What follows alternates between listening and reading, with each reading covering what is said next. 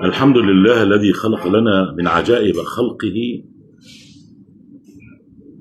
ما يرشدنا إلى الطريق القويم والصحيح وصحيح الدين. الأستاذ توفيق عكاشة يقول أن اليهود هم أذكى ناس على كوكب الأرض، وهذا مذكور في آية من القرآن.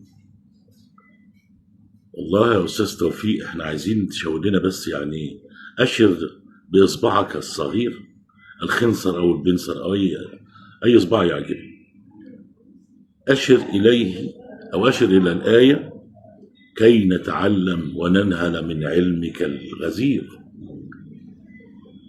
إياك نعبد وإياك نستعين، اهدنا الصراط المستقيم صراط الذين أنعمت عليهم غير المغضوب عليهم ولا الضالين، آمين.